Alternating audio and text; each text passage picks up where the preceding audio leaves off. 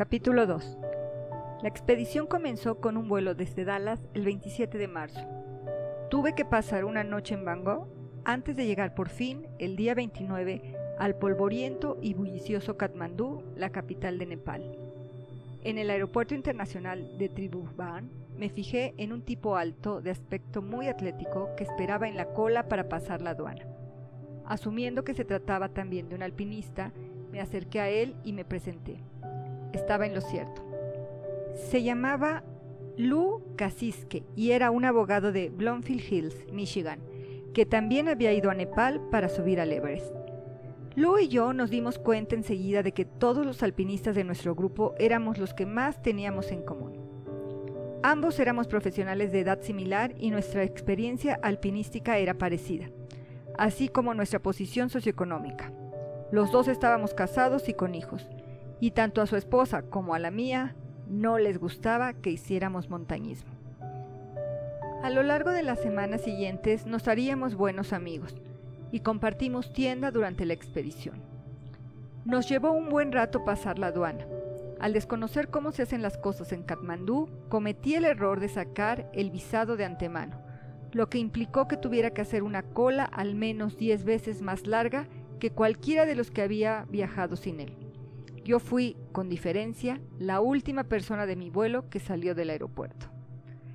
En el exterior me reuní con Lou y un par de miembros más de nuestra expedición. Una furgoneta nos esperaba para llevarnos a través del caótico tráfico de Katmandú a nuestro hotel, el Garuda, un establecimiento tranquilo y con jardín donde recalan muchos alpinistas. Sus paredes estaban cubiertas con imágenes de las montañas más altas del mundo. En lo alto de la escalera, sonriendo, había un póster del mismísimo Rob Hall. Katmandú era un lugar bullicioso, caluroso y acogedor, lleno de turistas y senderistas, además de alpinistas como nosotros.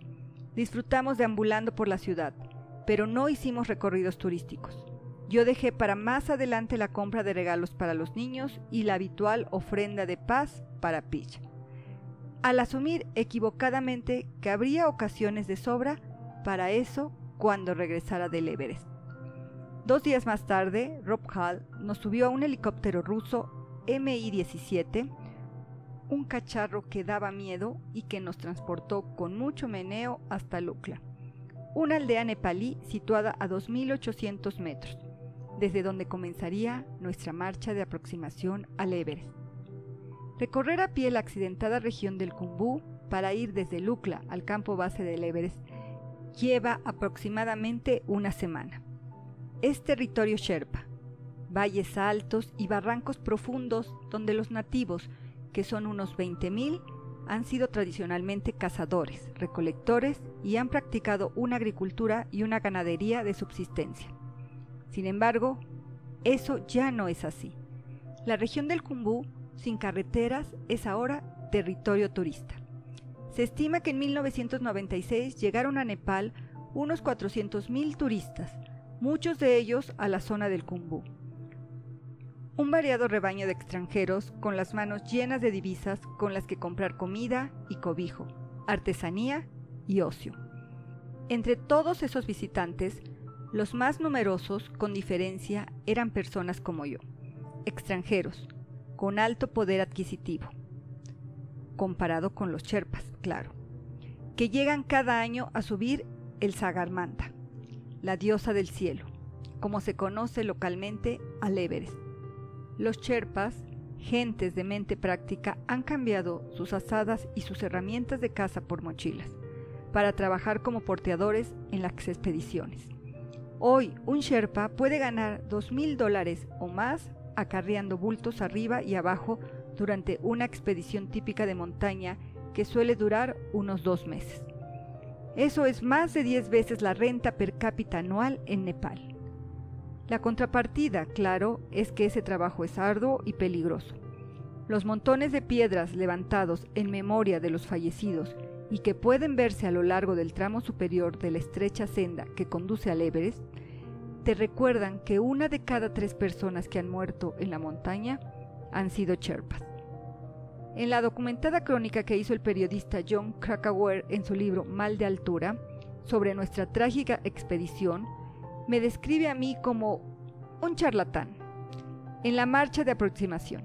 Eso probablemente sea demasiado benévolo. Mi verborrea podía aburrir a las piedras. Estaba ansioso por caer bien y ser aceptado como miembro del grupo. En circunstancias como esas suelo hablar mucho. Si alguien hubiese lanzado un frisbee, lo habría atrapado con la boca para satisfacerle. La larga senda que asciende sin parar a través del Khumbu es el importante primer paso que te prepara para aguantar las condiciones de la gran altitud y que ningún organismo cuya complejidad sea mayor que la de un ente monocelular está diseñado para soportar. Es una caminata agradable en cualquier caso, o podría serlo si la misma no estuviera atascada con senderistas, expediciones de montaña y las omnipresentes caravanas de yaks. Cada poco tiempo doblas un recodo de la senda y allí, a lo lejos, elevándose por encima de todo lo que la rodea, aparece esa mole gigante que roza los 9.000 metros de altitud. Los días despejados puede verse una pluma continua de hielo y nieve que se desprende de la cumbre del Everest y deja una estela de un par de kilómetros. Se trata de la característica banderola blanca, destacada contra un cielo azul cobalto y que indica que la corriente en chorro, con sus vientos de más de 250 kilómetros por hora, ruge justo por encima del Everest, lo que ocurre durante la mayor parte del año. En esas condiciones, nadie intenta alcanzar la cima. Pero hay una época en la primavera y otra en el otoño en las que esa banderola desaparece. Los feroces vientos abandonan la montaña y te ofrecen una breve oportunidad para tratar de hacer cumbre y tener la ocasión de bajar sano y salvo. La senda del Khumbu asciende hasta abandonar la linde boscosa de los valles y se adentra en la parte baja del glaciar del Khumbu, cuya longitud es de 19 kilómetros. A una altitud de unos 4.800 metros se encuentra el último asentamiento de cierta entidad, una maloliente aldea de aspecto medieval conocida como Lobuche.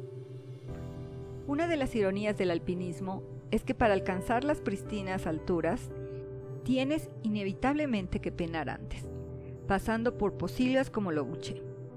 Eso tiene una clara explicación.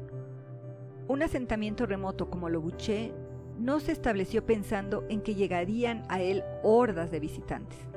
Si reúnes varios cientos de seres humanos con unos cuantos rebaños de yaks, en una aldea primitiva en la que el principal combustible sean boñigas secas empapadas en queroseno y la higiene un vocablo extranjero, lo que obtendrás serán esos fétidos asentamientos a lo largo de la senda. Lobuche tiene la emoción añadida de saber que las manos que apilaron las boñigas son también las que te sirven la cena. Nuestra única esperanza era llegar a Lobuche y salir de allí sin contraer ninguna enfermedad grave. En cuanto vi Lobuche, me di cuenta de que en modo alguno iba a alojarme en ninguna de las instalaciones que tienen para los viajeros. Lu y yo decidimos montar la tienda. Tuvimos que explorar durante un rato para encontrar un espacio que no tuviera basura y se encontrase a barlovento de las fogatas de boñigas. Aquella temporada había nevado mucho en la senda que asciende al campo base del Everest, que queda unos 11 kilómetros más allá de Lobuche. Los yaks seguían sin poder remontar el último tramo, lo que suponía que todo el material, equipo y comida debía ser acarreado a lomos, en su mayoría de sherpas. La senda, incluso por debajo de Lobuche, era empinada y tenía mucha nieve. En uno de los recodos vimos la pata ensangrentada de un yak, asomando de un montón de nieve. Nos dijeron que se la había arrancado mientras el pobre animal trataba de avanzar por ella. En Lobuche nos enteramos de que uno de nuestros sherpas se había caído hasta 45 metros en una grieta y se había roto una pierna, mientras habría huella para nosotros más arriba en la montaña. Todos pasamos un día de más en Lobuche mientras Rob Hall y uno de sus guías se adelantaron para ayudar con el rescate y la evacuación del sherpa. El campo base del Everest, donde empieza la ascensión de verdad, está a 5.360 metros de altitud. En Estados Unidos solo hay 2 lugares más altos que eso, y ambos están en Alaska. Lo curioso es que desde el campo base no se alcanza a ver la cima del Everest. Sea como fuere, al campo base llegas sin resuello y agotado, y te preguntas si vas a ser capaz de sobrevivir allí. Nosotros llegamos el 7 de abril. El campamento es, en esencia, un pueblo de tiendas en el que unos 300 habitantes transitorios conviven con un puñado de yaks en un glaciar. Algunas estructuras están parcialmente hechas con piedras y hay que rehacerlas todas las primaveras debido al constante movimiento del hielo que hay debajo. Nuestra tienda cocina, por ejemplo, tenía paredes de piedra, igual que nuestra tienda comedor, que también hacía las veces de almacén. También teníamos una letrina de primera clase, hecha con piedras y una apertura en la parte trasera por la que podían palearse luego nuestros residuos. Eso era necesario, pues hay una nueva regla que obliga a no dejar los excrementos humanos en la montaña. Esta regla, por supuesto, únicamente se aplica a los extranjeros. Los sherpas se sentían exentos de la misma. Además, las propias personas que hacían de policías fecales para vigilar que se cumpliese esa regla se retiraban alegremente detrás de cualquier bloque a aliviarse cuando la naturaleza les llamaba. Nuestra instalación sanitaria podía ser fácilmente la más grande de todo el campamento, lo que naturalmente atraía intrusos. No tardó en llegar el momento en el que los depósitos no autorizados se convirtieron en tal problema que tuvo que colocarse un tablón con una nota de advertencia que decía bien claro: tú! Si no eres miembro de la New Zealand Everest Expedition, por favor, no uses esta letrina. Sus miembros cagamos de lo lindo y no tendremos problemas en llenarla hasta arriba, sin vuestra contribución. Gracias. El mensaje iba firmado con el gran jefe y demostró ser muy efectivo. John Krakauer compuso esa señal siguiendo instrucciones de Rob Hall. A cada miembro de nuestro grupo se le asignó una tienda individual, un raro y bienvenido detalle de privacidad en el, por lo demás, muy comunal mundo del alpinismo. Nuestros otros lujos incluían un teléfono y fax, por satélite alimentado por placas solares y acceso en 3 o 4 ocasiones a una ducha al aire libre. Poder lavarse bajo un chorrito de agua caliente suponía un exquisito placer. Mi primer fax a casa desde el Everest, que escribí a mano, decía lo siguiente: si queréis enviarme un fax, lo probable es que tengáis que esperar hasta después de las 10 p.m. hora de Dallas. Es un fax térmico y antes de esa hora aquí hace demasiado frío para que se imprima. La marcha de aproximación ha sido larga. Más abajo, en el valle, las aldeas son bonitas, pero a medida que te acercas aquí se va volviendo muy primitivas. Algunos se han ido por las patillas. Yo he tenido la suerte de librarme. El grupo de ascensionistas es fuerte y tiene gente maja. Creo que yo soy de los flojos del equipo. Pero estoy yendo bien. Pienso en ti y en los niños todos los días. Todo mi amor, Beck. Querido, contestó Pitch, escrito a máquina. Recibí tu fax anoche a eso de las 3:30 am. Scooter, nuestro perro, estaba seguro de que había un gremlin en el porche. Así que se puso a emitir su alarma particular cada rato. A las 5 de la mañana acabé sacándole. Continuaba informándome de que nuestro coche había sufrido un leve golpe en la chapa, que nuestro hijo Beck, miembro del equipo de esgrima de su colegio, iba a participar en un torneo nacional y que nuestra hija Meg había comenzado a recibir clases de voz. Todas esas cosas ocurrían, como siempre, sin que estuviera papi. Te echamos de menos, concluía. Amor y besos, Pitch. La calidad de la comida en una ascensión de montaña suele depender directamente de la disponibilidad y la disposición de alguien que la suba hasta allí para ti. El campo base del Everest, por ejemplo, es un lugar bullicioso y un gran mercado para quienes lo aprovisionan. Como resultado de ello, nosotros disfrutábamos de huevos todas las mañanas. Pero cuanto más alto subes y más alejado estás de la civilización, más práctica y menos sabrosa se vuelve la comida. Y para cuando estás realmente alto, y ya te importa muy poco la comida, todo lo que sueles consumir son simples carbohidratos, y de tanto en tanto una sopa con galletas dulces o saladas. El mayor rigor del campo base es el aburrimiento. Pasas un montón de tiempo preparándote para hacer cosas y otro tanto recuperándote de haberlas hecho. Y por tanto, mucho sin hacer nada. Como ya lo sabía de ascensiones anteriores a otras montañas, me llevé a uno de mis autores favoritos, Carl Heasen, para que me ayudara a alumbrar mis horas. También me llevé un librito para aprender a hacer malabares, destreza que pensé me resultaría divertida. Me convertí en un personaje familiar del campamento, agachándome continuamente delante de mi tienda, a recoger las pelotas. Aquellos de nosotros que teníamos problemas para quedarnos a la primera con los nombres de los Sherpas, también empleábamos esos ratos para sacarles fotos con la Polaroid y luego memorizar sus rostros. Para nuestro entretenimiento había también un equipo de música. Todas las mañanas, después de que los Sherpas hubieran quemado enebro y cantado sus oraciones budistas, Robin Williams rugía su Good Morning Vietnam por todo el campamento, arrancándonos de nuestros sacos de dormir. El resto del día lo que se oía era rock and roll o música india de la tienda cocina. Hicimos un par de fiestas en las que acabamos con las existencias de cerveza. Algunos terminaron bailando sobre la mesa de piedra de nuestra tienda comedor. No fueron conciertos de heavy metal, exactamente, pero tampoco muy diferentes. Hubo también cenas temáticas en las que tanto la comida y sus preparativos como la vestimenta se suponía que debían tener que ver con una característica destacable de cada uno de los miembros del equipo. Yo me llevé varios kilos de proteína en polvo de la que usan los culturistas para mantener mi peso alto. Por eso, en la cena temática que me dedicaron, el resto se presentó ataviado con aspecto de camellos que pasan droga. Como decoración para la mesa, alguien sacó un espejo y puso rayas de mi proteína sobre él. Con diferencia, el detalle geográfico más prominente del campo base es la gran cascada de hielo del Khumbu, que desciende por la montaña durante más de 3 kilómetros y finaliza a 400 metros del campamento. El desnivel que alcanza dicha cascada es de unos 600 metros. La cascada de hielo es el tramo central del glaciar del Khumbu. Comienza por encima del campo base, en un declive donde el glaciar se precipita sobre un cortado en forma de gigantescos bloques de hielo que caen dando tumbos, con un ruido ensordecedor.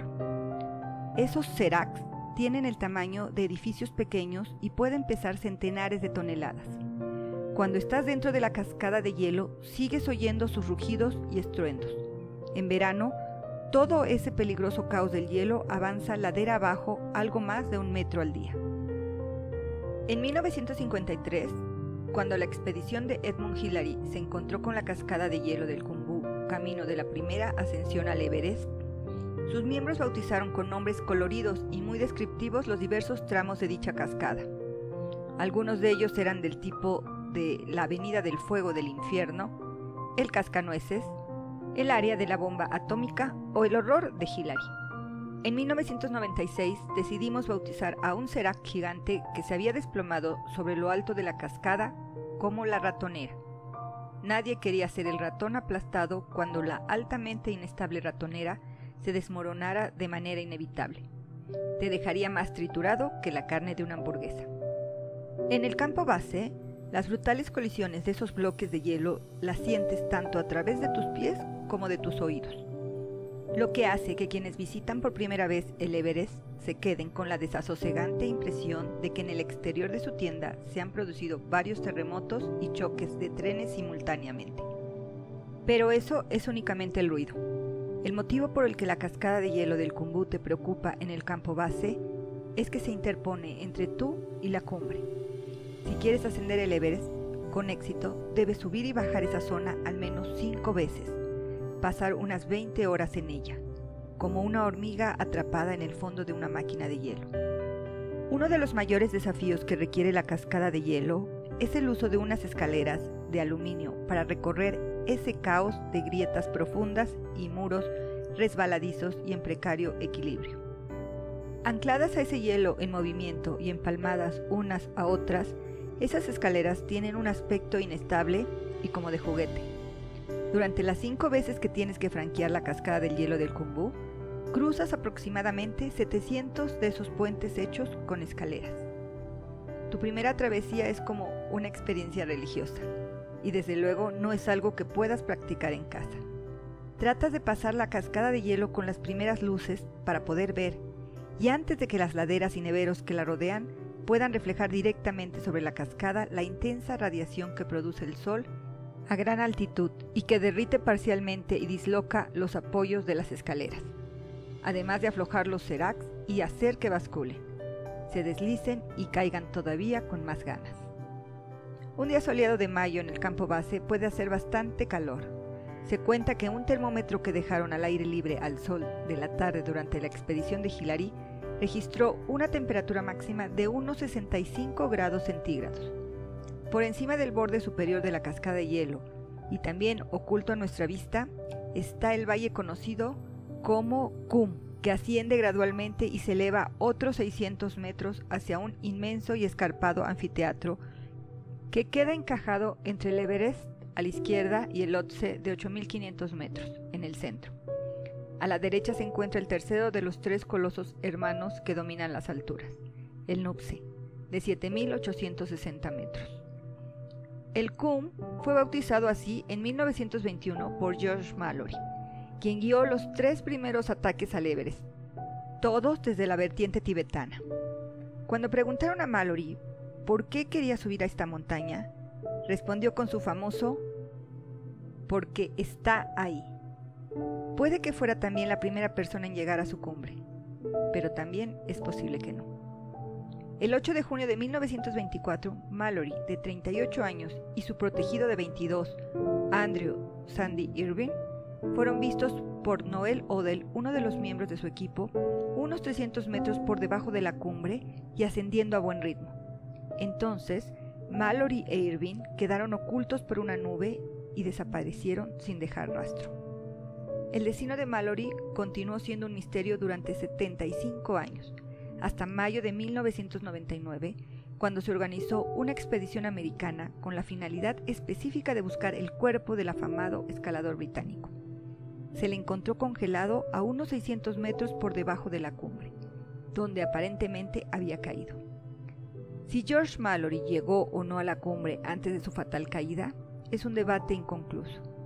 En 1999 se recuperaron su altímetro, una bufanda, algunas cartas y una navaja, pero las cámaras Kodak que Mallory e Irving llevaron consigo para documentar su ascensión no se encontraron. Tampoco hasta la fecha el cuerpo de Irving. Una breve nota sobre mi propio material para el Everest. Con motivo de esta expedición, adquirí unas botas nuevas para sustituir otras que había comprado 7 años antes. Eran de la misma marca y en teoría exactamente del mismo número. Nunca me he creído que uno necesite domar unas botas de montaña nuevas. O te quedan bien desde la primera vez que te las calzas o no. A mis botas viejas les había salido ya unos agujeros por los que pasaba la luz. No creía que pudieran aguantar otra expedición. Por desgracia, las botas nuevas me rozaban en ambas espinillas, en las que enseguida me salieron ampollas. Las heridas a gran altitud no cicatrizan. Sabía, pues, que no me recuperaría hasta que no bajara de la montaña. Una de las soluciones era llevar las botas flojas, pero hiciera lo que hiciera, cada paso era un suplicio. Al final no me quedó otra opción que envolverme las espinillas con vendas, apechugar con ello y tirar para adelante. No tenía sentido quejarme sobre algo que no podía cambiar. La primera vez que llegas al campo base te das perfecta cuenta de que cada movimiento que haces parece absorber todo el oxígeno del cuerpo.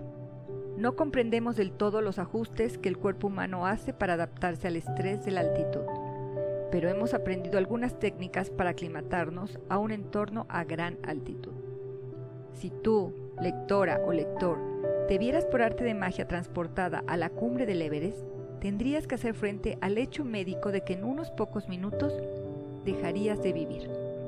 Tu cuerpo sencillamente no podría aguantar el enorme impacto fisiológico de verse colocado de pronto en un medio tan privado de oxígeno.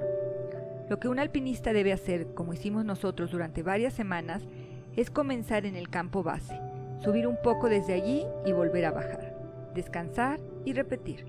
En el Everest sigues haciendo esto una y otra vez, subiendo cada una un poco más, hasta que tu cuerpo comience a aclimatarse.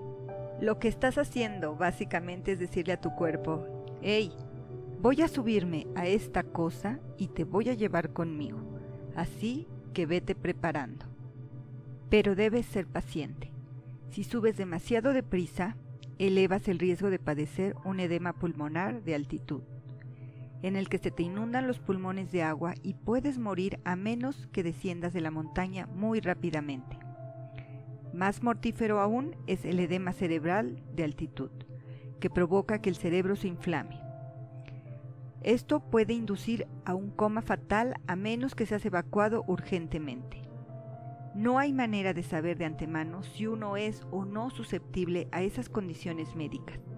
Algunas personas desarrollan síntomas a altitudes tan bajas como 3.000 metros. Es más, alpinistas veteranos que nunca antes habían padecido ninguno de esos dos tipos de edema pueden desarrollarlo sin previo aviso. Similarmente impredecible, hay una amenaza mucho más frecuente: la hipoxia, causada por un menor aporte de oxígeno al cerebro. En sus manifestaciones más leves, la hipoxia induce euforia y deja a quien la padece un poco aturdido. Una hipoxia severa te arrebata el razonamiento y el sentido común, lo que no es precisamente una complicación agradable cuando se está a gran altura. Los alpinistas le llaman a esa condición algo así como EGA, estupidez a gran altitud.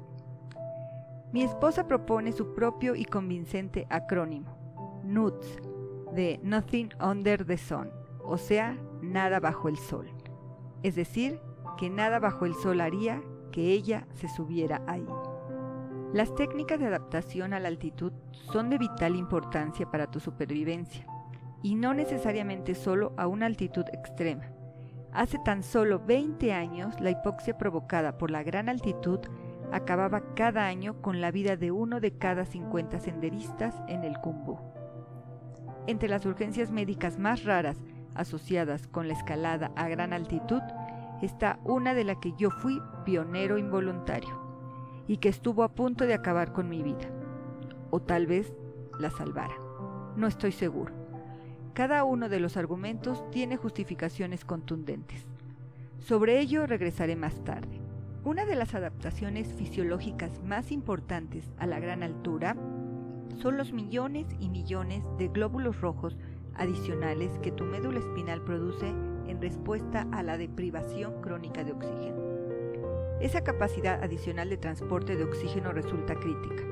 Aún así, cuando estás a gran altitud en montaña, tienes sed de aire. Respirar supone un trabajo tan duro que un 40% de toda la energía que consumes se dedica a eso. Cada día, solo por vía pulmonar, puedes expirar el sorprendente volumen de 7 litros de agua. Eso te deja constantemente deshidratado. Además, ya no puedes dormir o comer. Una vez en la zona de la muerte, por encima de los 8.000 metros, pensar en comida se vuelve algo repugnante para la mayoría de la gente. Aunque te puedas obligar a ti mismo a masticar y tragar algo, tu cuerpo no lo digerirá. Y eso que está quemando unas 12.000 calorías al día, lo que implica que está consumiendo tu propio tejido, alrededor de 1.300 gramos de músculo al día, para mantenerte vivo. Una de las imágenes de Rob Hall en el Everest que perduran en mi memoria es la de su rostro, maravillosamente plástico, con rasgos tallados por toda una vida al aire libre. Si hacías el menor atisbo de quejarte o lamentarte de algo, Rob entrecerraba los ojos, como una especie de Popeye demente, y preguntaba: «¿No irás tú a ser uno de esos quejicas, verdad?» «¿Yo? Por supuesto», contestaba. «No, Rob, no voy a ser uno de esos quejicas. No, señor». Además de Rob, nuestros guías en el Everest eran Mike Groom, un fontanero australiano de Brisbane, y Andy Harris, de 31 años, neozelandés como Hall, y que estaba guiando y subiendo por primera vez en una montaña 8000. Los 14 8000 del planeta están todos relativamente cerca uno de otros, y ninguno queda a más de unos cientos de kilómetros del Everest. Echa un vistazo a cualquier campamento de altura y descubrirás que este tipo de alpinismo no es un deporte de cuerpos bonitos. De hecho, Los alpinistas se parecen mucho a un montón de gente sin techo que se arracima en torno a una rejilla por la que sale vapor. Pero Andy era la antítesis de eso, pues era un muchacho grande, atlético, apuesto y además un monstruo consagrado en cuanto a la montaña se refiere, a pesar de su falta de experiencia en las cumbres más altas. Luego bajas a Los Pardillos, mi nivel. Allí encontramos a mi compañero de grupo Jon Krakauer, de 42 años. Ya he mencionado a Yasuko Namba, que en esta salida se convertiría en la mujer de más edad en haber subido a la cumbre del Everest y en la segunda japonesa en hacerlo. Al hacer cumbre aquel día, Yasuko también completaba las 7 cimas, pero para alcanzar esa distinción pagaría un precio enorme. Igual que Doug Hansen, un cartero de Seattle, de 46 años. Doug se había quedado el año anterior a 90 metros de desnivel de alcanzar la cumbre, cuando se vio forzado a retroceder. Este año estaba decidido a hacer cumbre en el Everest, al precio que fuera.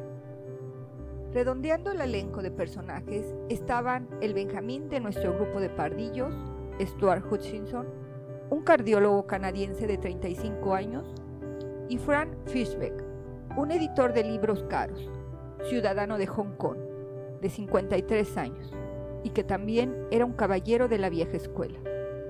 Frank aportaba cierto civismo y dignidad a nuestro grupo, que por lo demás era bastante estridente. Probablemente el miembro favorito de todo el equipo era el Dr. John Taske, un anestesista de 56 años, australiano, como Mike Groom, perspicaz y de carácter abierto y cautivador. John era oficial del ejército.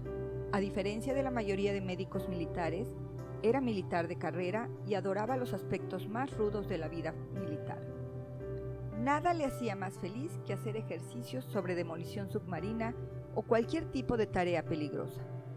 Cuando se apartó del grupo de comandos de élite, recibió incluso una boina del servicio británico, el Servicio Aéreo Especial, siendo el primer médico que recibía una condecoración como esa. John era tan bueno recibiendo bromas como haciéndolas. Doug Hansen y yo decidimos desde el principio que John tenía un interés romántico en un Jack que bautizamos como Buttercup. Como había Jacks por todas partes, era fácil bromear continuamente sobre John y el amoroso Buttercup. Él parecía disfrutar del humor descarnado casi tanto como nosotros. El australiano también tenía un talento natural. Un día emergió de su tienda tocado con un sombrero y con un traje rojo y blanco que parecía un calcetín a rayas. Parecía más un personaje de dibujos animados que un alpinista. Los sherpas casi se parten de risa. ¿Quién es capaz de vestirse de esa guisa cuando se encuentra en compañía de otros hombres? Sin duda alguien que tiene gran seguridad en sí mismo. Cuando todos estuvimos completamente aclimatados a la altitud, Taske supervisó en nuestro grupo un test fisiológico de Harvard que se realiza en 2 fases. Sentíamos curiosidad por ver cómo manejaban los miembros de nuestra expedición breves periodos de esfuerzo intenso. En la prueba, subes y bajas un escalón de unos 60 centímetros de manera continua durante aproximadamente 1 minuto. Te toman el pulso antes, durante y después del ejercicio.